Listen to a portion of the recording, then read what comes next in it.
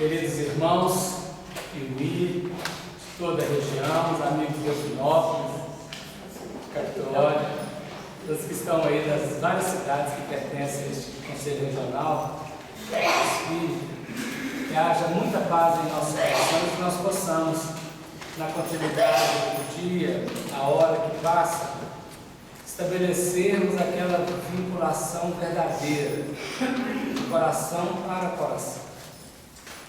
O momento que passamos na Terra é um momento singular. Singular de todas as singularidades que possam existir. Jesus define no capítulo 24 de Mateus que acontecimentos iguais os atuais nunca houveram e nunca haverão de existir outros. Nós vivemos momentos, logicamente, que eles serão vividos ao longo de um período de tempo e não tudo de uma vez, porque todos os processos são vividos de tempos em tempos, mas de tal magnitude, de tal importância, que os bons espíritos têm enviado várias mensagens convidando todos nós a fazermos uma reflexão mais profunda do que as reflexões que já fazemos constantemente a partir do momento que começamos a estudar a doutrina espírita. Mas o momento agora, nessa transição, ele é grave do lado de fora. Mas nós que já estamos informados pela verdade da essencialidade da vida, precisamos perguntar para nós próprios: o que é que nós temos a ver com isso? Quando Jesus foi convidado a uma festa de casamento, quem foi convidado foi Maria. E por Maria ter sido convidada, Jesus foi. E Jesus indo, os discípulos foram. Em determinado momento, acabou o vinho da festa.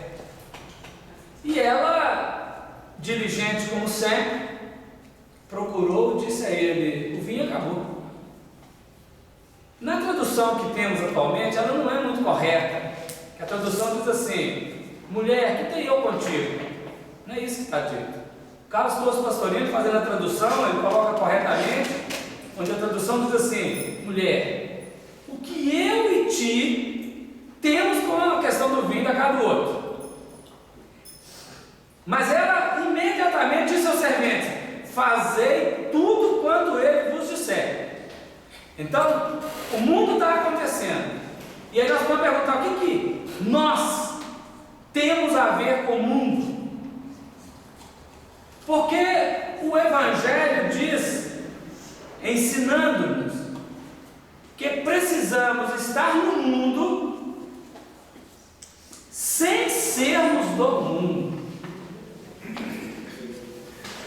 A nós, os espíritas, está dada uma tarefa. Não vou colocar só está dada, está imposta uma tarefa da mais alta transcendência. Se nós nos misturarmos à multidão, nos mesmos medos, no mesmo pessimismo, na mesma disposição de espírito de tragédia, dificilmente nós conseguiremos encarar a realidade face a face.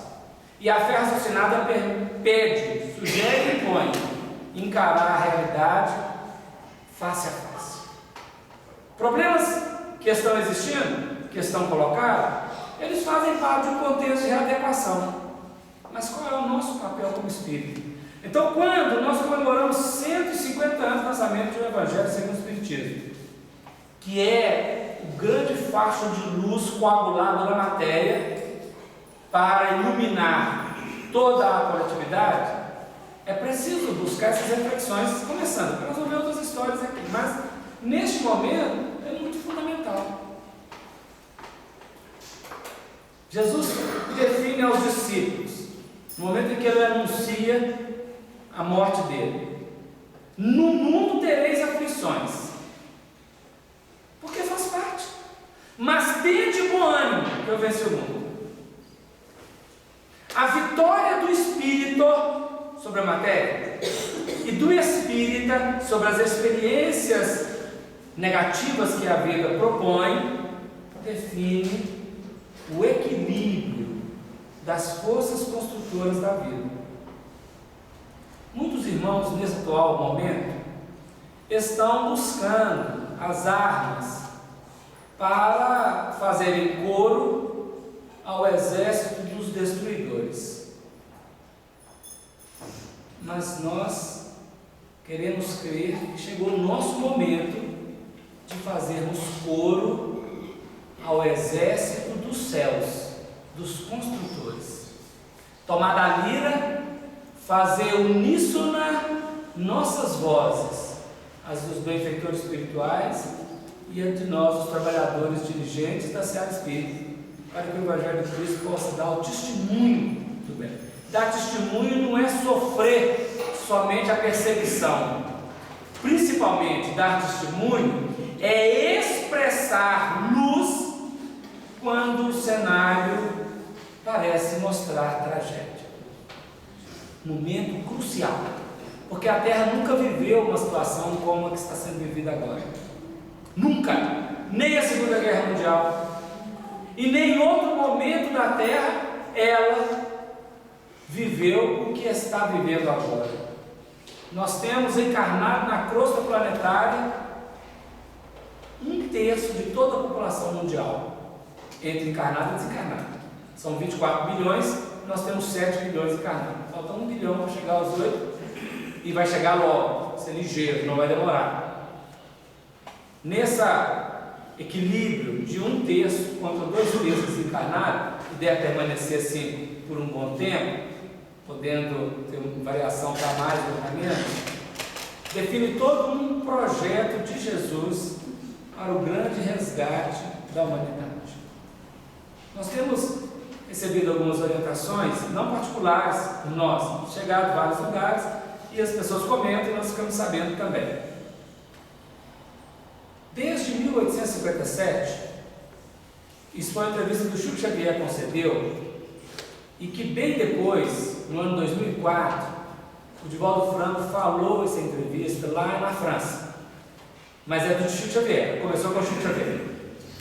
Quando da época do surgimento da codificação, que por linhas históricas deveria acontecer na Europa e por injunção naquela ocasião pela condução dos povos na França, estava definido o despertamento da América no norte, a chegada na França, um período de tempo e a transposição daquilo tudo para a América do Sul, notadamente no Brasil. E a Europa iria perder muito, quase nada sobraria para a Europa desses fenômenos.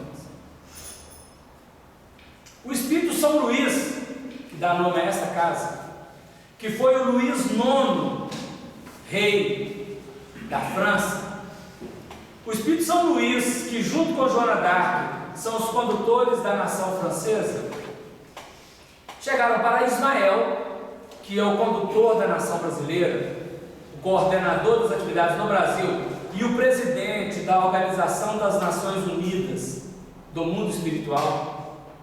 Na época do descobrimento, Jesus o dotou de ser o coordenador das atividades do Brasil, mas não só do Brasil, de todas as atividades, coordenando todos os que coordenam as nacionalidades outras. Então Ismael, ele tem essa função. O Espírito São Luís conversou com Ismael, nós vamos falar uma linguagem nossa, conversa de Espírito Superior e de Espírito Superior. Então nós que não somos de Espírito Superior, vamos falar como se fôssemos nós, né? São Luís disse a Ismael: Ismael, poxa,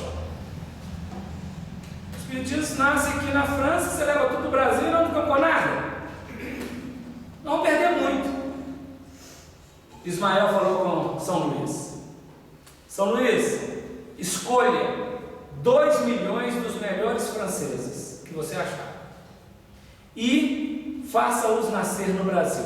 Nós estabeleceremos um padrão de nascimento, um período de tempo, de cerca dos 200 anos da transição, e que o Espiritismo chega no Brasil em 1865. Né? Kardec codificou em 1847, 58, desculpa. 57, 58 até 68, né? 69. 1857 nasce o Livro dos Espíritos. Escolha 2 milhões de franceses, faça-os nascer no Brasil, trabalhar na seara espírita, aprender a ginga brasileira de espiritualidade, vencer a rigidez francesa e europeia de processo psicológico racional. E terminado este período de tempo, eles voltarão para a França, fecundados, para dar todo um plus de desenvolvimento em solo francês. Isso é um processo. Porém, não é só isso. Também Ismael selecionou alguns milhares de brasileiros. Nós estamos em 1857, por volta disso, né? Quando estava se planejando o processo todo, escolheu alguns milhares daqueles que nasciam aqui no Brasil, que estavam aqui, ou dos que viriam a posteriori, e foram colocados na França para aprender determinado sistema político, filosófico, de condução de massas. Para que no tempo adequado, quando os franceses voltassem, eles pudessem vir para cá. Mas também não é só isso. Outras coletividades, principalmente da Europa, notadamente hoje, nós buscamos a Suécia, não encontramos ladrões na Suécia. Nós buscamos a Noruega, a Finlândia, e não encontramos essas estruturas tão complexas de um mundo de expiação e prova. E aí pode ser que nós pensamos assim, nossa, que cultura mais elevada, esse que tinha seu coração do mundo. Nós tínhamos que perguntar antes, por quê? E aí nós vamos entender. Ismael trouxe todos os que não eram muito bons, de menos bom para ruim, só brasileiro. Um pronto-socorro, vai para o pronto-socorro quem está atropelado, com dor de cabeça, com o braço quebrado, ou quem está cheio de saúde? Vai para o pronto-socorro quem está necessitado. O Brasil é o grande pronto-socorro do mundo. Então Ismael buscou toda a raça ruim e trouxe para cá. Para quê? Para que pudesse esses espíritos que têm muita lógica, muita razão, mas não tem Deus no coração, porque o grau de ateísmo nesses países é muito grande. Na Europa como um todo a religião é muito formal e não tem muita religiosidade. Alemanha, Noruega, Finlândia, Estônia, Letônia, trouxe para cá para dar ginga espiritual a esses espíritos. É lógico que eles vão deixar registro da conduta do que eles têm, mas eles vão aprender muito. Ao mesmo tempo, Ismael selecionou os melhores da raça que estavam aqui no Brasil e enviou para lá, para que eles pudessem aprender administração pública, pudessem aprender conduta coletiva, pudessem ter expressões de aprendizado com aqueles que não estão misturados, né? Honestos na conduta racional. E assim, terminado o tempo, os que vieram para cá, naturalmente voltarão. Os que eram daqui, estão lá, para cá. Porque o grande processo é esse, da interdependência. Hoje a gente usa nas linguagens da academia, da multidisciplinaridade, de diálogo interreligioso, interdisciplinar. Mas existe um diálogo intercultural, multicultural, nas várias coletividades. E eu estou colocando somente alguns países da Europa, sem considerar as nacionalidades asiáticas que estão em peso aqui no Brasil. Nós temos agora uma invasão de sul-coreano em todas as regiões do Brasil. Já tivemos de japoneses, estão chegando sul-coreanos e outros. Nós tivemos os negros africanos que vieram para toda a América, já na época do descobrimento, que tem uma injunção aí espiritual, está no meu Brasil, coração do mundo, para o Evangelho. Ou seja, há uma grande movimentação. Então, quando nós olhamos o Brasil, nós falamos, não, o Brasil não tem jeito não. O Brasil está ruim. Não, o Brasil não está ruim. O Brasil é um pronto-socorro, está atendendo doentes do mundo inteiro. No SUS. Hoje que as prefeituras estão descentralizando o movimento, antigamente todo doente saía do cidade interior e ia para Belo Horizonte, não é? Para ser atendido lá no João 23. Ai de nós. Não é? Não é? Então, há este movimento, esse grande contingente de coisas parecem difíceis, elas definem espíritos vindo, mas que estão aprendendo.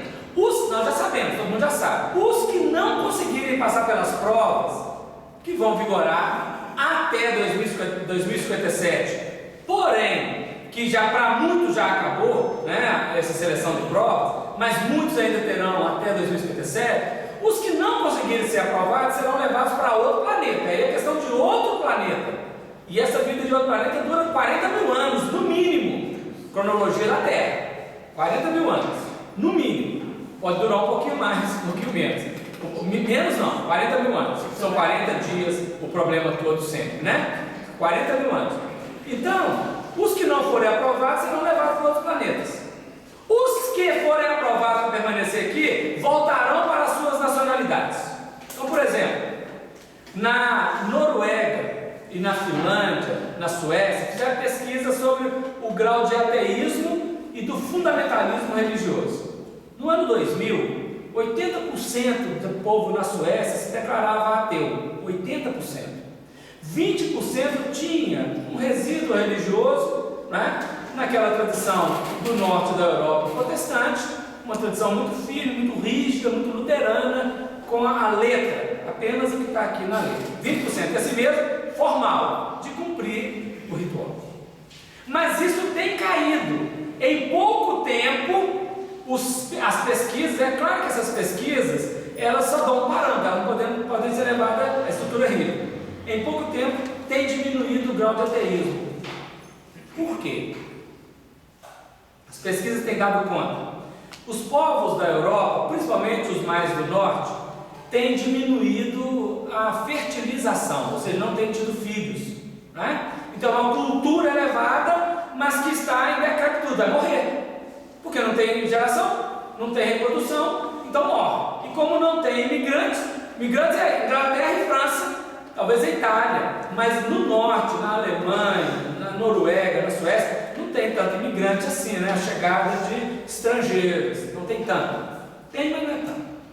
Eu nem sei qual que é a quantidade, eu não tenho aqui o dado percentual. Mas vamos pensar. Só que começou a existir desde a década de 60 o movimento de um grupo fundamentalista protestante nesses países, fazendo o seguinte: na década de 60, para cada filho que nascia dos, vamos chamar assim, ateus, nascia um, nascia dois no grupo protestante, porque lá a mulher não tem que ter filho. Na década de 70, para cada um que nascia nos ateus, 3 nos religiosos. Década de 80, para cada um que nascia nos ateus, 4. Nós estamos hoje de cada um que nasce 5. O que está acontecendo? Nós vamos ter um movimento de proliferação nesses países, que é o nascimento de pessoas com muita rigidez religiosa, e naturalmente, daqui a pouco, os que estavam aqui no Brasil, com uma religiosidade assim muito solta, né, sem nada de rigidez, encarnando nesse grupo para dar o grande salto, porque não basta apenas ter estradas muito bonitas, todo o sistema funcionando bacana, legal, e faltar Deus, porque o grande índice de depressão, o grande índice de adoecimento psicológico tem atestado isso.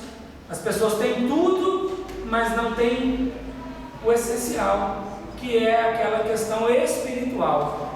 Então veja, nós em Espiritismo, estamos sendo convidados a observar o fenômeno vida e colocar a doutrina espírita na nossa lente, para olharmos o fenômeno vida e o enxergar, primeiro, da terra para o plano espiritual, depois, do plano espiritual para a terra, e as vinculações existentes entre as várias nações, que se reúnem e fazem programação coletiva.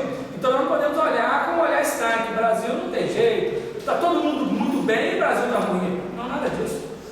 E precisamos ser otimistas, porque ao Brasil cabe a fulgurante missão de ser coração do mundo. O coração é um músculo que bombeia o sangue para todas as células. O coração é que leva vida a todas as células. E a vida não é apenas um ato biológico. Isto é de toda a natureza. A vida é mais do que um ato biológico. A vida é um ato psicológico. E isso não é percebido em várias culturas muito materialistas, muito agnósticas, e ainda com uma religião, às vezes, muito materialista também. Então não conseguem ter essa profundidade. Cabe ao Brasil fecundar o mundo, ou nutrir o mundo, alimentar o mundo com toda a expressão da vida espiritual. Por isso esse grande aporte de gente no Brasil. E olha, não é só o encarnado não, nós somos 200 milhões. Em 1970, quanto que era, gente, em 1970? 90. Todo mundo deu o censo? Ou cantou a música?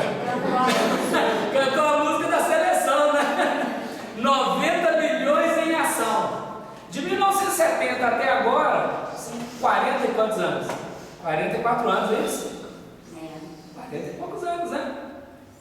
Nós dobramos e mais 10 milhões, porque somos 200 milhões. É um crescimento muito grande. E enquanto nós olhamos as taxas de natalidade dos outros países, há um decréscimo, não na América, na Europa, há um decréscimo. Por que há um decréscimo? Porque estão nascendo aqui, desse jeito. Então, estamos aqui tentando entender o mecanismo. E aí nós estamos perguntando qual que é o nosso papel. Qual que é o papel do Evangelho segundo o Espiritismo como o condutor desse processo todo na nossa vida, para a vida da nação, e da vida da nação para a vida do coletivo planetário. Isso é fundamental.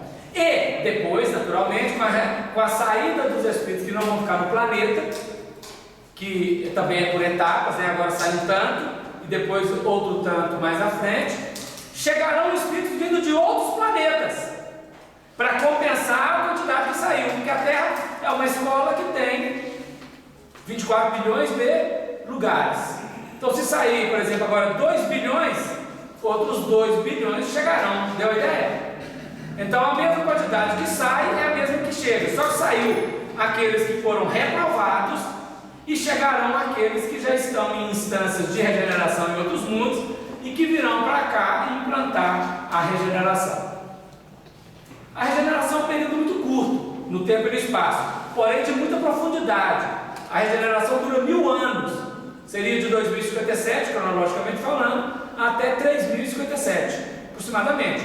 1000 anos num movimento intenso, qualitativamente falando, porque a questão não está na quantidade de dias, a questão está na qualidade da vivência naqueles dias, porque às vezes em um ano nós realizamos muito mais coisa do que a vida inteira, conforme a nossa disposição emocional. Então nós estávamos dizendo que a vida é um terreno mais do que biológico, ela é psicológica. Mas não só isso, o Brasil, cabe a ele transcender a psicologia e apresentar a vida espiritual, para além da mente, para além da alma, porque a alma é a vinculação do espírito com a matéria, é quando estamos encarnados. Ela tem uma nuance. Quando desencarnamos, nós não somos mais alma, somos espírito. Então ao Brasil cabe transitar primeiro da biologia, vida biológica, depois da vida psicológica, que é da alma, e atingir, que é o que nós já estamos caminhando, a vida psicológica, que é a vida do espírito livre, que supera e que administra, ele não é mais administrado. Ele passa a ter a legitimidade da sua condução. E naturalmente todos nós que estamos estudando o Evangelho, nas bases da novidade, ou da revelação nova, da revelação espírita, nós estamos aprendendo a acessar, ainda que a gente nem tenha consciência disso, nós estamos aprendendo a acessar uma forma mental da nova era. Ainda nós vivemos na doutrina espírita, na sua maior escala, como religião, como religiosos. Mas a doutrina espírita ela é mais do que uma religião, mais do que um religioso não espírita. É a própria expressão da verdade diante da vida. Então, quando nós lemos uma obra espírita, esta obra espírita, ela nos fecunda, e a fecundação tem um tempo de gestação para nascer, a semeadura de uma semente tem um tempo para que aquele vegetal cresça até ele dar o fruto. Nós estamos sendo fecundados por essa nova forma, que daqui a pouco ela irá eclodir facilmente em nossa mente. E aí nós teremos ultrapassado o nível biológico da razão e atingido o nível psicológico da intuição, que é a grande abertura para a regeneração. O processo da intuição, ele não exclui a razão, mas ele transcende a razão. Ele vai além da razão. Ele capta a verdade e traz para ser decodificada no terreno racional. Se eu estiver falando difícil, vocês, pelo amor de Deus, me ajudem e faz a pergunta. Mas é porque nós queremos pensar o procedimento, como precisamos trabalhar nesta hora, que de um cenário é sombria. Por exemplo, o Brasil agora, na época da Copa do Mundo, estão vindo alguns milhares de turistas. Esses milhares de turistas, cada um traz um quantum de desencarnado turista também. É lógico, não é? O encarnado vem, né? Onde a vaca, tinha música, onde a vaca vai, depois vai atrás.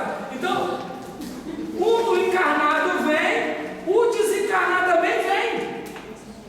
E aí, quando o desencarnado chegar aqui querendo fazer as doideiras dele, o que nós vamos fazer com ele, gente? Nas nossas reuniões mediúnicas, orientar. O que vamos fazer com eles na hora que já estivermos no nosso grupo de oração? Luz, como aquele slide que a Nelma passou, quando o Espírito Alexandre, depois de determinada disposição, aplica os passes no Adelino, e a carapaça do Adelino, do ciúme, né, do medo, quebra, e ele volta à luminosidade que ele já tinha, mas estava obscurecido. Esses espíritos que virão para cá, eles não podem ser entendidos como espírito que vem nos atormentar. Nós temos que entender como espírito que vem para receber de nós o grande facho do Evangelho, que não tem lá na Europa e tem aqui. Aqui no Brasil está tudo certo, gente. Até aqui banda aqui no Brasil é boa. Até o processo, é mesmo, até o feitiço aqui no Brasil é bom. Porque a gente faz feitiço para trazer o marido de volta. Enquanto tem gente doida para mandar embora, nós estamos fazendo feitiço para trazer de volta.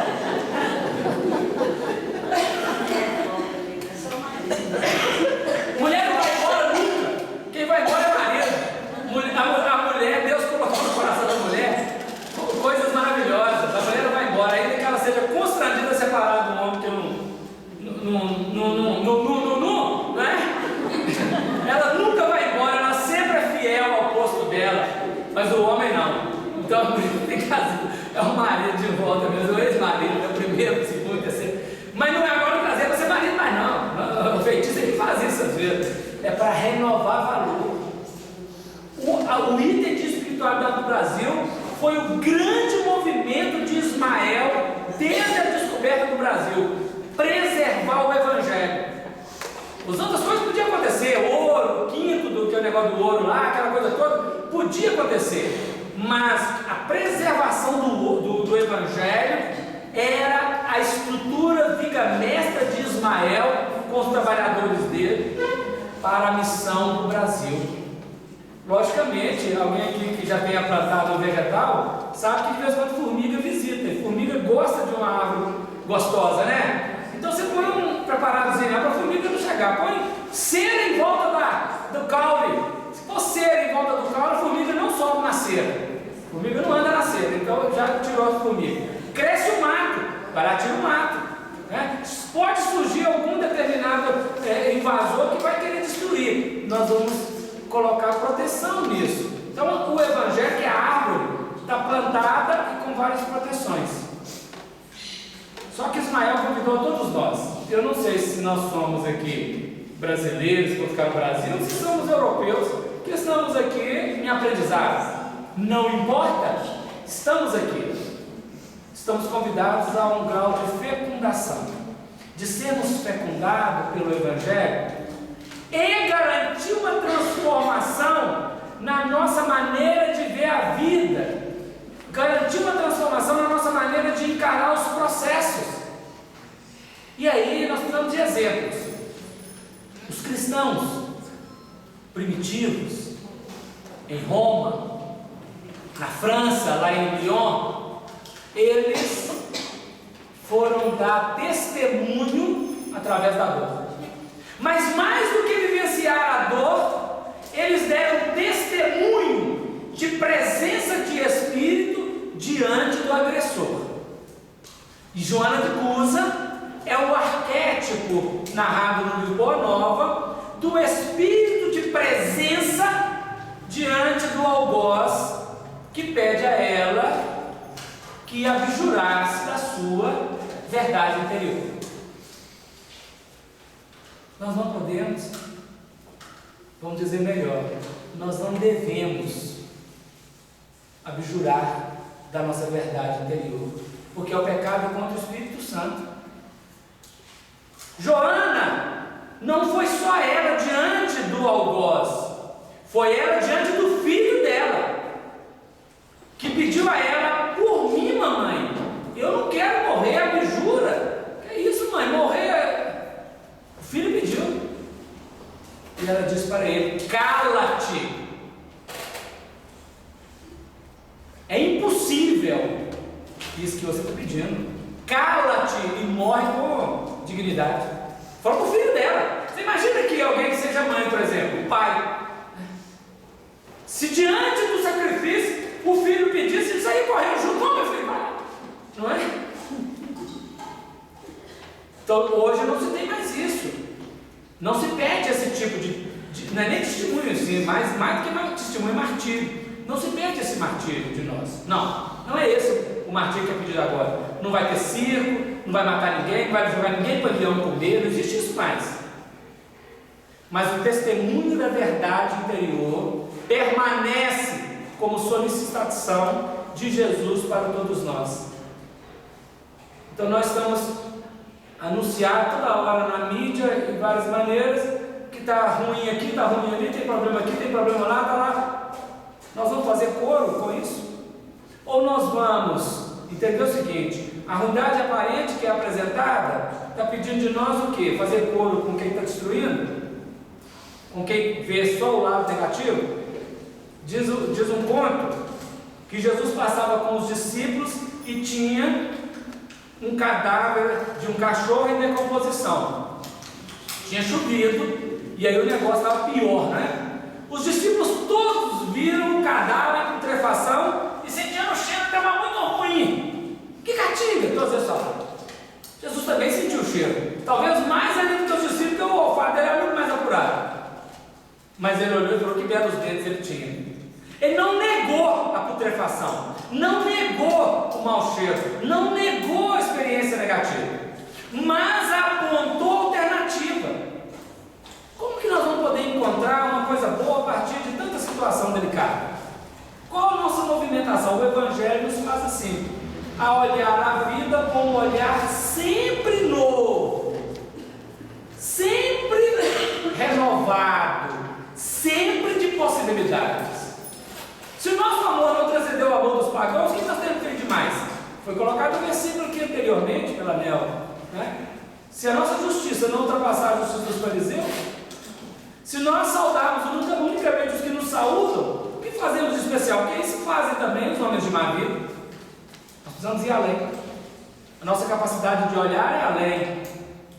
Quando Ananias é convidado por Jesus a visitar Saulo, Ananias diz assim: mas Senhor, esse é um assassino, esse é um perseguidor, esse é alguém que está com cartas de liberação para vir aqui prender os seus santos.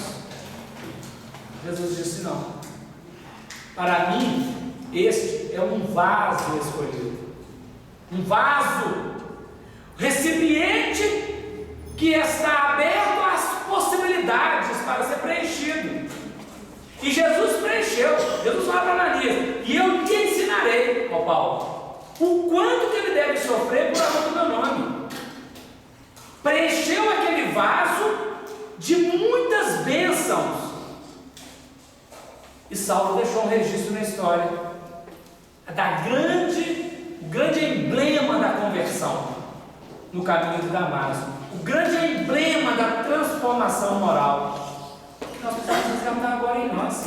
Então, diante dos desafios, quaisquer que sejam diariamente que surjam, quaisquer um deles, nesses atuais momentos que vivemos, ele nos pede, cada um deles nos pede uma atitude, ou várias atitudes, no sentido de olhar com o olhar do Cristo. Tem problema? Tem. Mas o que eu tenho que fazer? Imagina um professor. Chega um menino de 7 anos de idade na sua escola, agora é 6, chega lá com 6 anos, você senta lá e fala assim: menino, lê livro, eu não sei ler. O que você está fazendo aqui se você sabe ler? O professor faz isso com o menino? Não. Você sabe ler? Não, então eu vou te falar: essa aqui é a letra A, essa aqui é a letra B. E aí ele começa assim, a ensinar aquele menino a ler. Se nós vemos um problema, qual que é a função do educador diante do problema? Educar. Qual que é a função do fecundador? Fecundar. Imagine que nós encontramos um lote vago. Vamos jogar lixo nele? Ou nós vamos preparar aquele lote e lançar a semente? Seja a semente para a plantação de um pomar, seja o tijolo para a construção, uma edificação. Emmanuel tem uma página no livro Fonte Viva, capítulo 68, chama Sementeira e Construção. Comentando o versículo de Paulo: a sementeira vai gerar o pomar. A edificação, a construção, a edificação é da alvenaria, a casa. Nós podemos construir porque está em aberto. Se ele está vazio, ele está pedindo alguma coisa. Então, o nosso processo diante daquilo que se apresenta no mundo como problema, está pedindo uma solução. Está pedindo a inteligência associada à bondade para facultar ao ser o ingrediente saudável. Emmanuel fala sobre inteligência e bondade no livro Pensamento e Vida. Ele diz que a inteligência sem a bondade é como um poste no meio do deserto, ensinando o caminho ao viajor sem descedentar-lhe a sede. Ele vai morrer de sede caminhando lá no deserto dele, enquanto ele não atravessa o deserto. A bondade sem a inteligência é um poço, um oásis no meio do deserto, que descendenta a sede, descansa, mas não lhe indica para que caminho deve seguir. Então nós temos que associar a inteligência à bondade, o rumo certo e a dessedentação da sede, o elemento de nutrição espiritual. E isto é para ser vivido. E o Evangelho segundo o Espiritismo é este grande movimento. Em agosto de 1863, Allan Kardec, ele sentiu no coração dele a necessidade de recolhimento. Ele morava em Paris e ele disse para a esposa: vou passar uns dias no nosso sítio em Santo André. E ele foi para Santo André. Ninguém sabia o que ele foi fazer lá. Quando chegou lá, ele que estava sentindo por inspiração esse movimento, ele sentiu na intimidade dele a necessidade de vasculhar o Evangelho de Jesus. E ele se deparou com a problemática de todo religioso que lê o Evangelho. O que é isso que está dizendo aqui para nós? E ele se debruçou com o livro dos médiuns, com o livro dos Espíritos e o Evangelho, e começou a refletir na moral do Cristo a partir da chave livro dos Espíritos evangelho dos médiuns. E começou a encontrar alternativa. E aí, quando ele começou a encontrar alternativa, de alguns versículos que ele pegou, ele fez uma pergunta, enviou por carta a um determinado médium conhecido dele. O médium não estava lá com ele, ele estava sozinho, ninguém sabia que ele estava trabalhando nisso. Está no livro Obras Póstumas essa informação, tá? O capítulo chama Imitação do Evangelho, a segunda parte. Ele perguntou assim ao Espírito: que pensais da obra em que estou trabalhando agora? E aí o médium psicografa a comunicação do Espírito dizendo: esta obra de doutrina, ela será a grande libertação do Espiritismo. Com ela, o edifício desprende dos andaimes. O andaime é para dar a sustentação, para fazer as construções de fora de dentro. Quando tira o andaime, está segura já. Tirou o andaime. Está fazendo a laje, né? Batendo laje. Tira a parte de estrutura de segurança, de sustentação, porque ela já está seca, já está no tempo adequado. A doutrina com esta obra que você está compondo, e ele estava só no início, hein? Isso é em agosto de 1863. Essa obra de doutrina marcará um grande passo na era do Espiritismo cristão, porque com ela você encontrará a verdadeira doutrina cristã. Nós somos muitas vezes criticados por outras religiões, dizendo que nós não somos cristãos. E segundo o Espírito São Luís, que é o coordenador dessa casa, ele diz lá nesse comentário para Allan Kardec, que foi São Luís que escreveu, que o Evangelho do Espiritismo é a verdadeira doutrina cristã. Ou seja, as outras não são, então. É uma questão para nós refletirmos. Está lá no livro Obras Póstumas.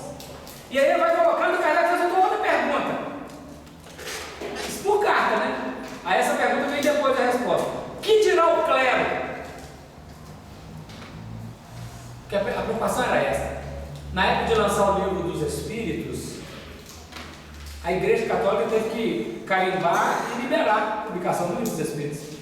Por isso que saiu a primeira edição com 501 perguntas e suas respectivas respostas. A segunda é que trouxe as 1019 perguntas atuais. Então, qual que é a opinião do clero sobre isso? Vamos trabalhar assunto de teologia, assunto de igreja, assunto de religião, porque a filosofia do livro dos Espíritos e a ciência do livro dos médiuns, ela passou tranquila. O bispo falou: esse livro aqui é excelente para o cristão.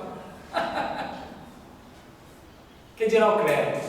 Aí o Espírito São Luís, estou falando com as minhas palavras, está lá no livro para ficar lendo muito texto, né? O clero não vai gostar, não. Vai gostar, não. Tanto não gostou que logo após a publicação de Imitação do Evangelho, que as duas primeiras edições saíram com o nome Imitação do Evangelho, que hoje a Federação traduziu e está à disposição de todos que quiserem adquirir, né? Tem a parte em francês e a parte em português, num livro só, né? E com a tradução do Evandro Noleto Bezerra, dessa Imitação do Evangelho. Ele tão logo foi publicado, dia 29 de abril de 1864, ou seja, menos de um ano após essa entrevista, menos de um ano, em maio, a Igreja Católica colocou o Evangelho, toda a obra de Kardec, no index, o index proibitório, o index que proibia a leitura daqueles livros. Em 1861, Kardec escreverá na Revista Espírita: infeliz do homem que tem medo de um livro. Infeliz de algum de nós que tem medo de um livro. Nenhum livro é para se temer. O livro é para ser conhecido. Como diz o apóstolo Paulo: leia de tudo, retente, o que for bom. Se não for bom, deixe de lado. Se não tem tempo para ler livro que não entende, leia livro que é entendido. Mas nenhum livro deve ser temido. Nós em Espiritismo não temos que ter medo de nada. Se eu tiver medo de um livro, eu estou dizendo que eu sou inferior àquele livro. Mas nós não devemos e não podemos ser inferiores a nenhum livro sem nenhuma arrogância. nós precisamos ter a coragem de deixar o livro comunicar a sua ideia. Depois de ter comunicado a sua ideia, nós temos um gabarito de avaliar o nome. Quando Allan Kardec conclui o capítulo 3 da primeira parte do livro dos Médiuns, capítulo intitulado Do Método, ele irá dizer sobre obras. Ele sugere a leitura do Livro dos Espíritos, do Livro dos Médiuns, da Revista Espírita. Lógico que ele não ia sugerir dos outros que nem existiam ainda. Nós estamos em 1861. E aí ele diz: além disso, toda a biblioteca espírita tem que ter o livro dos que são contra o espiritismo. Porque nós não conhecemos o pensamento daqueles que falam mal de nós. Só para brigar com eles? Não. Porque quem fala mal aponta pontos que nós mesmos não vemos. E aí nós vamos falar assim: esse ponto, ele é real? Porque pode ser. Ele pode ser real. Alguém pode nos estar criticando de uma atitude que realmente está incorreta. E aí o que nós vamos fazer? Mudar. Porque o Espiritismo, ele não é rígido. Kardec vai afirmar no livro A Gênese, lá no final, no último livro. A doutrina espírita acompanha o progresso da ciência. Se em algum ponto a ciência mostrar, afirmar que o Espiritismo está errado, o Espiritismo recolhe a sua afirmativa e segue a ciência. O problema é que a ciência só até agora, problema não, né? A ciência até agora tem cada vez mais confirmado aquilo que a doutrina espírita falou com revelação. Então o clero irá brigar, ele não vai aceitar. Ele vai proibir. A igreja, historicamente, não a igreja, os que viveram dentro da igreja, trabalharam no sentido de proibição. Quem viu o filme O Nome da Rosa, verá, está no livro, muito mais detalhado que no filme, mas vamos ver o filme, que é mais fácil. Era tão problemático determinados livros, nós estamos no ano 1200 e pouco, que eles colocavam veneno nas páginas do livro. Então a gente põe o dedo, né? E à medida que ia fazendo isso, o veneno que estava aqui vinha para a língua inchava, a pessoa não respirava, morria. Ela no filme.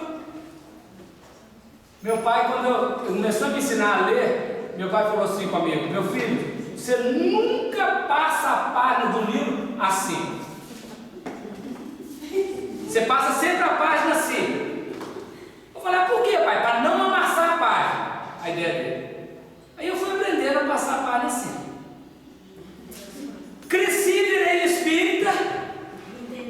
Papai tinha desencarnado e eu assisti o filme O Nome da Rosa. Eu estou vendo que o negócio tá. Eu falei: duas coisas, de duas uma. Ou pôs veneno, ou morreu envenenado. Para melhorar a barra dele, eu quero crer que ele morreu envenenado dentro do livro. Não é? Eu quero crer que ele não pôs veneno na palha de livro. Mas eu não sei do passado de ninguém. Porque de onde que tirou isso, gente? Papai não leu O Nome da Rosa. Né? Isso é intuitivo de eu ter vivido no passado, século XIII, 1200 e pouco. Ou pôs veneno, ou morreu envenenado, ou sabia que tinha veneno no negócio. Para saber, tinha que estar no lado de quem pôs o veneno, né? Ou deu a ideia. Entenderam isso? Nós não temos que ter medo, temos que saber aproximar de. Como a igreja teve medo, ela pôs veneno e queimou o livro. Não podia queimar o autor, queimou o livro. Agora, isso é uma reflexão para nós. Nós estivemos na igreja. A gente tem que tomar cuidado, senão a gente acaba repetindo o mesmo padrão. Mas eu quero crer que nós, espíritas, que temos a mente aberta, que sofremos essa perseguição, não faremos isso. Nós estaremos sempre abertos à busca da verdade. Onde está a verdade? Quando Pôncio Pilatos indaga de Jesus o que é a verdade, Jesus silencia. Jesus não lhe dá resposta, porque a verdade não é um pressuposto exterior. A verdade é afirmativa interior. Se eu ler essa ordem, eu posso ter uma palha aqui e ela ser chamada de palavra da verdade, palavra de Deus, e eu falo, não concordo com isso. Quantos de nós? Por exemplo, tem um versículo lá no Levítico que Moisés fala assim: você tem um filho, o seu filho é desobediente. Quando o filho é desobediente, se apresenta para o patriarca a desobediência do filho, o patriarca vai chamar a atenção. Se ele não obedecer ao patriarca, você leva para os magistrados, e os juízes vão dar o veredito e falar: meu filho, tem que obedecer seu pai. Se ele não obedecer, você vai levar para o conselho dos anciãos. E se ele não obedecer, você leva para a praça, pega pedra, todo mundo pega pedra e joga pedra e mata. Aí seu filho acabou, não tem mais problema, não vai desobedecer mais nunca, não é? Quem é de nós que faz isso? Quem é de nós que vai seguir a orientação que está aqui? Então nós vamos falar que é a palavra de Deus? Não, nós temos que entender o simbólico e não ficar no literal. Então nós vamos ler aqui, vai ser absurdo, não é? Claro que é, porque está dentro de um entendimento que é preciso decodificar, é preciso ter chave. Então, para o Velho Testamento, que é porta, o Novo Testamento é chave. Para toda a revelação, que é porta, a doutrina espírita é chave. Então nós temos chave da chave, né? E os espíritos bons que trabalham com a divulgação do bem são os grandes chaveiros. Eles estão buscando elemento novo. Então Jesus, dentro desse processo, diz assim no capítulo 8 de João, no versículo 31 e 32. O versículo diz assim: dizia, pois, Jesus aos judeus que criam nele. Então, os judeus, ou Israel, representa um símbolo para a humanidade inteira, para aqueles da humanidade que creem nele. Se permanecerdes na minha palavra, verdadeiramente sereis meus discípulos, conhecereis a verdade, e a verdade vos libertará. Esse é o ponto. Permanecer na palavra. A palavra, nós temos refletido sobre ela. A palavra é a coagulação de um pensamento. O pensamento é o movimento da mente discursivo sobre um sentimento. E o sentimento é a própria criatura em si, no seu sentimento profundo, na sua essência. Palavra é o ato que aparece.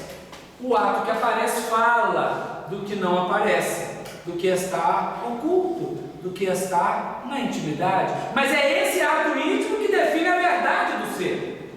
Permanecer na palavra do Cristo. Por quê? O que ele falou veio de um pensamento puro, de um sentimento puro, porque ele está vinculado com Deus. Permanecer naquilo que ele falou como verdade. Isso define a descoberta em nós da verdade. Porque quando é pecado é concupiscência, é o desejo que ressoma em nós. Quando é virtude, é despertamento em nós daquilo que está fora de nós. O Cristo é o nosso modelo e guia, o tipo mais perfeito que Deus ofereceu e tem oferecido à humanidade. Não tem outro não, é Ele.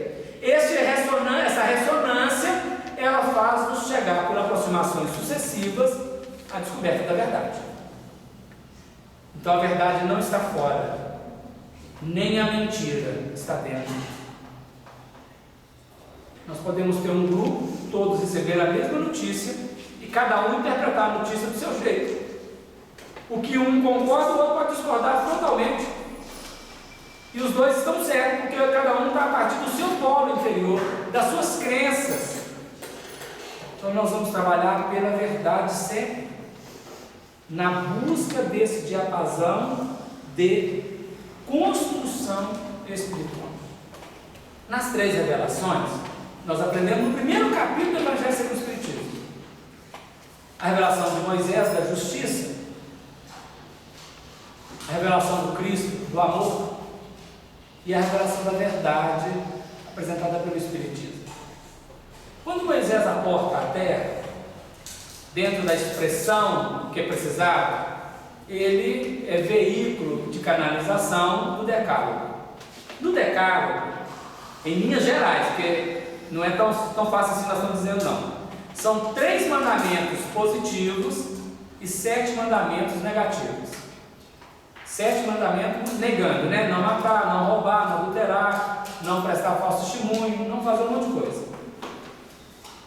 Se está mandando negar, é porque eu quero fazer.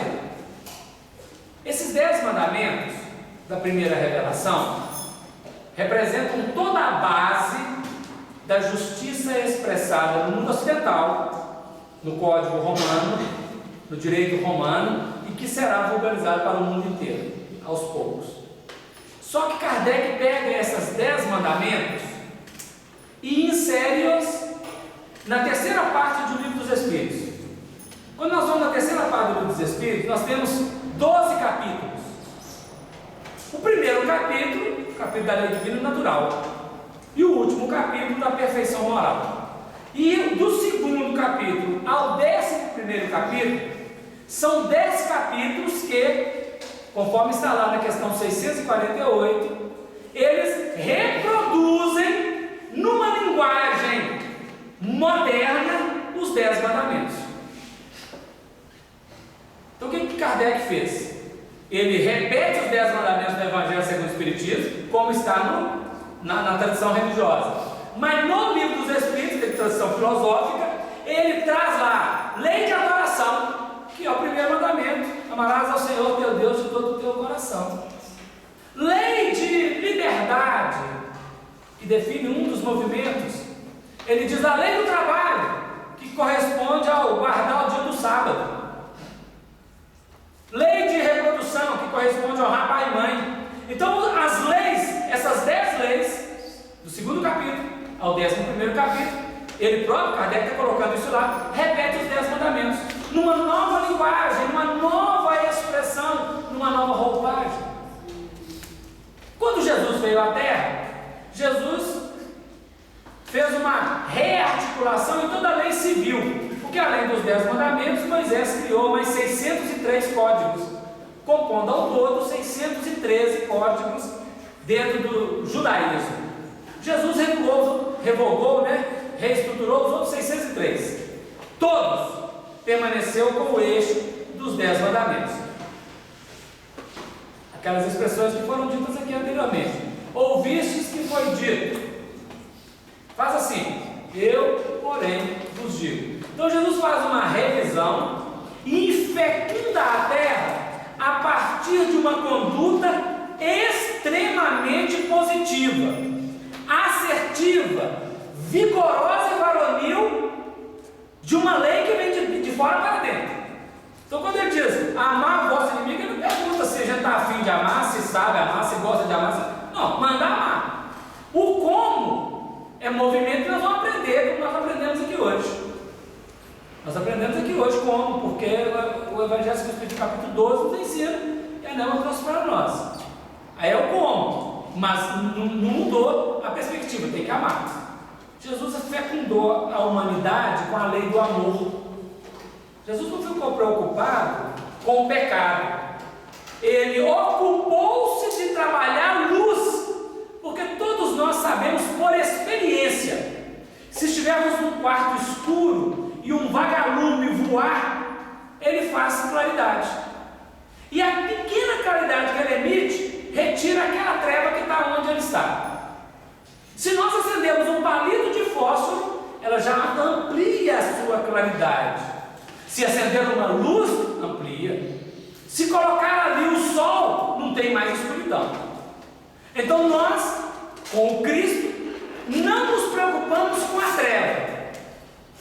Nós, com o Cristo, aprendemos a acender luz, porque acendendo luz, dilui. A proposta do Evangelho de Jesus para a atualidade é ensinar ao cristão novo fazer luz diante da problemática que está à sua volta. O que ele tem que ter é o discernimento do como, no onde e quando ele está, porque nós todos estamos no onde e no quando. O onde fala de espaço, o quando fala de tempo. Todos nós estamos inseridos no onde, no espaço e no tempo. Agora o como é o nosso livre-arbítrio,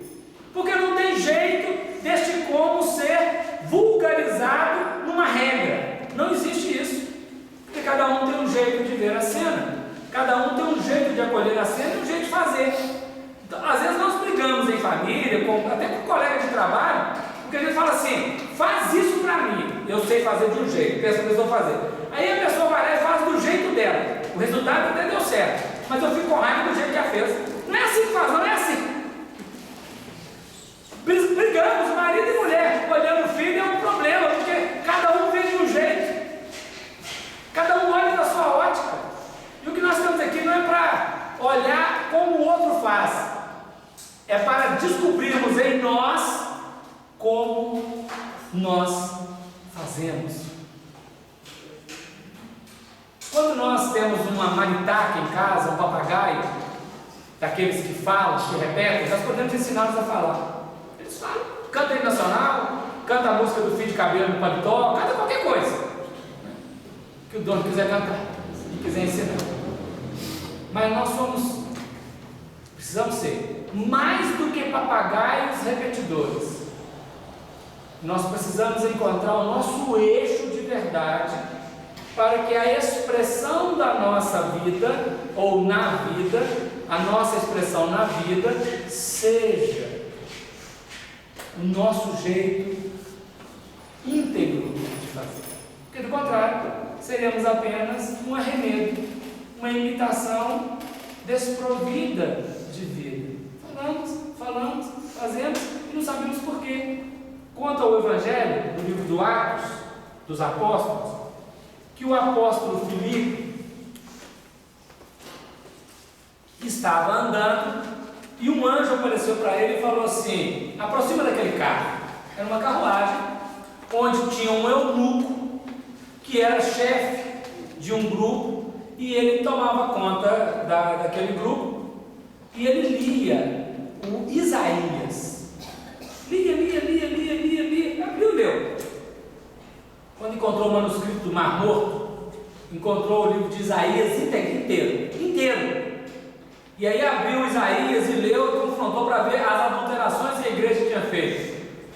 Quantas adulterações encontrou? Nenhuma. Não tem adulteração. Não tem adulteração. O Isaías encontrado no manuscrito do Mar Morto, que estava perdido, que foi encontrado em 1948, confrontado com o Isaías atualmente, não tem diferença. As mudanças são só a questão de tradução mesmo, de alguma perspectiva assim, mas nenhuma adulteração. Aí ele estava lendo Isaías. O Filipe chegou e perguntou para ele assim: entendes tu o que lês? Aí ele virou e falou assim: como é que eu vou entender se ninguém me ensinar? Ou seja, ele lia, mas não entendia nada. Aí o Filipe instruiu, o ensinou sobre aquilo que ele estava lendo, o que ele falava. Veio a claridade mental e a partir daquele momento ele descobriu como interpretar. Então nós estamos buscando entender o nosso jeito. A vida é um coletivo, nós vamos à escola, por exemplo, estou lá no Senai, todos estão estudando mecânica ou qualquer coisa da indústria, de operar uma máquina, todos, tem um padrão. Mas se eu sair do Senai e vou para a minha empresa, eu vou operar aquela máquina do meu jeito, com a minha maneira de operar, seguindo as orientações, sem dúvida nenhuma, mas do meu jeito. Então o Evangelho é a operação de uma grande máquina. Como que nós vamos operar com ela? O Evangelho segundo o Espiritismo é toda a cartilha de como fazer. E eu, ao ler o Evangelho segundo o Espiritismo, aprendo. Talvez a gente, para clarear mais ainda disso que nós estamos querendo dizer, tem um livro da Ivone Pereira, em que ela conta um caso interessante. Eu não me recordo aqui agora se é o livro Recordações da Mediunidade ou se é o livro Devassando do Invisível. É um dos dois, que tem o caso do Pedrinho. O que aconteceu? Uma parenta da Ivone Pereira comprou uma casa no Rio de Janeiro e mudaram para casa. Tinha um casal, tinha um filho, uma filha, e essa menina, no quarto dela, ela ia dormir, ela começou a ter um problema físico, um determinado problema, que não encontrava a equação na medicina, mas estava doente. E a Ivone foi chamada para passar um tempo lá, e olhou aquela menina, interessou para casa, não se deu. Mas a Ivone, dormindo, ela desdobrava do corpo, ela dormiu. Quando ela saiu do corpo, quarto da menina, divisor na casa, vou lembrando um pouquinho da história, tá? Se alguém souber ela melhor. Quando ela olhou o campo espiritual, debaixo da casa, ou dentro da casa que morava o familiar dela, tinha uma outra casa, uma casinha pequena. Que casinha que era essa? Essa casinha, ela pertenceu ao escravo Pedrinho, que tinha morrido já há muito tempo. A casa tinha sido destruída e lá construiu essa outra casa que o pessoal morava. Só que aí tem um problema: o Pedrinho morreu, mas não tinha o que fazer em lugar nenhum, ficou lá. Então, na mente dele, ele continuou com a mesma casinha, cuidando das galinhazinhas, com uma hortinha, com esse ninhazinho todo. O Pedrinho cuidava. Então, na cabeça dele, quando a Ivone olhou, ela viu a casinha do Pedrinho, uma horta, o galinheiro com as galinhas, aquela coisa toda, que era também do Pedrinho.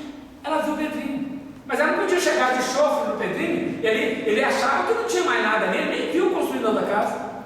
E ela começou a tocar piano, você sabe como é que foi isso? O Pedrinho foi aproximando, ela começou, isso foi várias noites. O Pedrinho aproximou, viu a música e aproximou. Ela está fora do corpo, espírito com espírito. E ela fez amizade com o Pedrinho.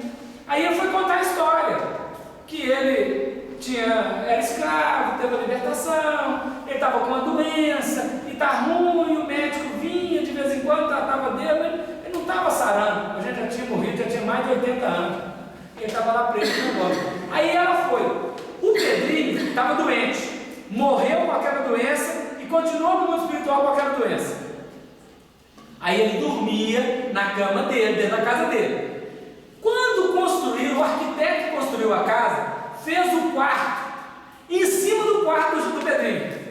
E quando o morador mudou para lá, colocou a cama no lugar em que era a cama do Pedrinho. Quando a menina dormia, o Pedrinho dormia junto, os dois ocupavam o mesmo espaço, um desencarnado e o outro encarnado. E ela começou, porque era uma menina diante de um ancião. Se você tiver uma garrafa de água cheia, uma garrafa de água vazia, ligar umas das duas contra a outra, o que está cheio vai transferir para o que não tem, né? A criança e o adulto, o idoso, né? A criança tem uma carga muito grande de energia, o idoso não tem. O que ela faz? Ela suga a coisa ruim do idoso. E ele suga a energia boa dela. Uma troca. Aí a menina começou a passar mal. Qual é o mal dela? Dormir junto com o Pedrinho. O Pedrinho nem se dava conta dela e nem ela dava conta do Pedrinho. E ela começou a sentir as dores do Pedrinho ao mata-borrão. Era um encosto, mas ele não era um encosto, porque ele não fez aquilo de propósito, ela foi lá. Então a Ivone Pereira começou a pensar como que ela vai tirar de lá. Estava contando um caso para dizer como é que é o trabalho espiritual. Nisso, quando ela está pensando como, vem um espírito, dialoga com ela e fala que vai comprar a casa do Pedrinho, compra a casa, paga, dá dinheiro. E aí o Pedrinho pega o dinheiro, o espírito desencarnado pega o dinheiro. Ela fala, mas isso não é antiético, não é anti-espiritual, você está mentindo. Ele falou assim, não, eu consegui essa liberação para fazer isso e tal. Ele comprou a casa do Pedrinho, levou o Pedrinho para a região do mundo espiritual, vai viver numa casa lá, claro, né? A menina parou de ter problema.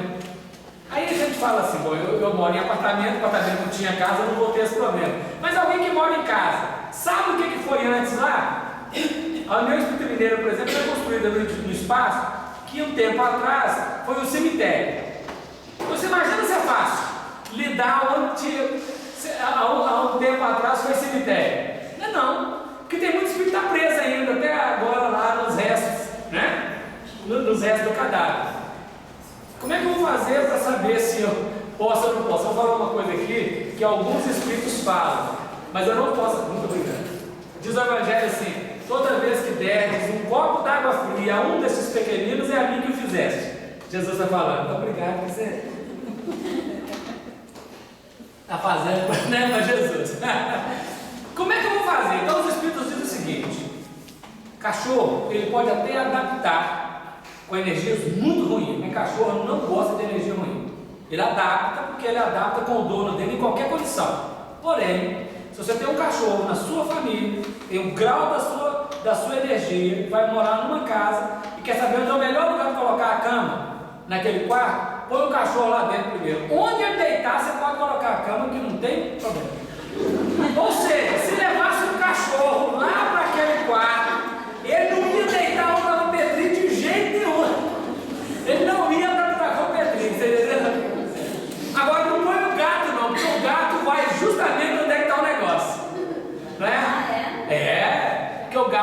gosta, o gato é um fio terra, né? O gato, quando o gato começa a rodar a perna da gente, todo gato faz isso, né? Ele é como aquele aparelho, tem um produto que a gente passa assim para tirar aqueles pelinhos de camisa preta, né? De roupa preta. É uma lixa, né? Sei lá o que é aquilo, uma cola que tira. Então o gato, quando ele passa com o pelo na nossa perna, o gato ele faz uma propriedade de retirar os elétrons negativos que estão à volta da nossa aura. Por isso o gato foi tido como bicho do demônio, não é? Porque ele faz limpeza fluídica, gente. Função do animal. Então, são elementos que os espíritos dizem. Eu não sou especialista em animal, mas os espíritos estão dizendo. Então, o gato, se tiver alergia, quando a gente não está bem, aí eu li isso no livro. Eu estava numa época de uma angústia, de uma depressão muito ruim, nesse período da minha vida. Aí eu estava andando no Parque Municipal, moro perto do Parque Municipal, Belo Horizonte, estou andando, e aí veio um gato lá, cheio de gato. Aí a hora que o gato apareceu lá na frente de mato, eu assim, instintivamente olhei para ele. Ele veio pro meu lado, porque geralmente eles são meio ariscos. Ele só vai quem dá a comida, né? Que é tudo interesseiro também. Aí quando ele veio pro meu lado, eu mexi com ele veio e passou na minha perna. Passou para lá, passou para cá, passou para lá, passou para cá. Eu mexi com ele, daí a pouco ele saiu correndo. Falei, gato doido, né? Eu falei, gato doido, que eu estou falando que gato doido, estou andando. Falei, eu estava meio batido, cadê o batimento? Foi embora, ele levou tudo embora. O que ele vai fazer com isso, eu não sei, né? Onde é que ele joga isso, eu não sei. Onde é que ele joga, que lixo que ele joga, eu não sei. Mas que retirou. Então eu já vivi essa experiência, né? E aí a gente só vai fazer a experiência para ver realmente que na verdade os gatos vêm toda hora, aquela ralação toda, né? Mas ele pode fazer esse processo. Então, esse é um caso. Nós abrimos vários episódios no caso. Queria só dizer da metodologia de praticar o Evangelho, que era comprar a terra lá do Pedrinho. Mas dentro dele tem vários outros. Os casos da Ivone Pereira, nesses dois livros, todo mundo deve ter lido já, eu acho que já leram. Recordação da Mediunidade, Elevação do Invisível. Eles são de grande experiência para todos nós que precisamos aprender muita coisa de doutrina espírita, mas uma coisa em especial ali: o que fazer fora do corpo físico quando a gente dorme, o desdobramento espiritual. Então nós lá dormindo, nós desdobramos.